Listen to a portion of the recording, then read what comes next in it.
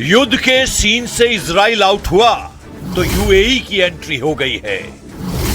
खाड़ी युद्ध में ट्रंप के साइलेंट होते ही पुतिन ने बड़ा गेम कर दिया है। यह युद्ध हर दिन नए मोड़ ले रहा है। जहां कभी अमेरिका हावी था, वहां अब ईरान अपनी मनमानी कर रहा है। ईरान ने धमकी दी है कि ट्रंप ने 12 दिन के युद्ध के बाद बार बार धोखा दिया है, उसे अब ईरान बर्दाश्त नहीं करने वाला। رو جلو ببره ولی یک سری اصول ثابت داره سیاست خارجی ما که هر دولتی سعی میکنه اونها رو به جلو ببره.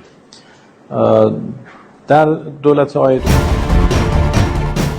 ट्रंप का खतरनाक जंगी बेड़ा ईरान की तरफ तेजी से बढ़ रहा है। यूएसएस जॉर्ज वॉशिंगटन के डेक से तनातन जंगी जेट उड़ रहे हैं। ये वॉर ट्रेलर अमेरिका ने संयुक्त अरब अमीरात पर मिसाइल हमले के बाद रिलीज किया है। ट्रंप फोर्स का इस वक्त दिमाग बहुत ज्यादा खराब हो रखा है। जंगी बेड़ों से टेक ऑफ करते जंगी जेट की आग ट्रंप के गुस्से को बयां कर रही है, क्योंकि ईरान की तरफ से मिल रहे चैलेंज का कोई जवाब अमेरिकी सेना नहीं दे पा रही है। ऊपर से प्रेसिडेंट डोनाल्ड ट्रंप ने ईरान पर एक्शन लेने में ज्यादा टाइम ले लिया है कि अब अमेरिकी कैंप में टेंशन बढ़ने लगी है। उधर ईरान ने अमेरिका से जमीनी युद्ध की फूल प्रूफ तैयारी का ऐलान कर दिया है। आईआरजीसी राजनीतिक ब्यूरो के चीफ ब्रिगेडियर जनरल यदुल्लाह जवानी ने ऐलान किया है कि उनकी सेनाएं अमेरिका से ग्राउंड पर टकराने के लिए रेडी हैं। आईआरजीसी प्रवक्ता हुसैन महब्बी ने अमेरिका और उसके सहयोगी खाड़ी देशों के बुनियादी ढांचों जैसे एनर्जी नेटवर्क, पावर प्लांट और इंटरनेट से जुड़े सिस्टम को ईरान का अगला टारगेट बताया है। खाड़ी देशों को धमकी देने के साथ ही ईरान ने अपने खेमे में आने का न्योता भी दे दिया है। در جنگ رمضان قدرت مقاومت ایران را درک کردند. مقاومت در عراق هم یکی از عناصر قدرت این کشور است.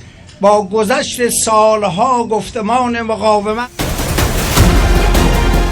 ईरान वॉर टीम को बड़ी बना रहा है, सुपर सॉलिड बना रहा है। ईरान के लिए फिलहाल विन विन सिचुएशन बनी हुई है, क्योंकि प्रेसिडेंट पुतिन भी अब खाड़ी युद्ध को लेकर सीरियस हो गए हैं। ईरान को अमेरिका से टकराने के लिए जितना गोला बारूद चाहिए उसका इंतजाम पुतिन ने कर दिया है। रूस कैस्पियन सागर के रास्ते ईरान को विस्फोटक, ड्रोन के पार्ट्स और गोला बारूद भेज रहा है। एनबीसी न्यूज को मिले यूरोपीय सरकार के गुप्त दस्तावेजों के मुताबिक हथियार सप्लाई की डिटेल पता चली है। एनबीसी को मिले यूरोपीय सरकार के एक आधिकारिक दस्तावेज से पुष्टि हुई है कि हथियार शिपमेंट्स में टीएनटी, ड्रोन के पार्ट्स और गोला बारूद शामिल हैं।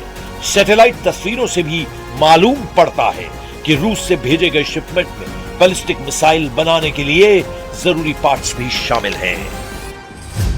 रेवोल्यूशनरी लड़ाकों के लिए रूस से भेजा गया हथियार रिटर्न गिफ्ट है। यह ट्रांसफर मॉस्को और तेहरान के बीच सैन्य संबंधों में बड़े बदलाव को दिखा रहा है।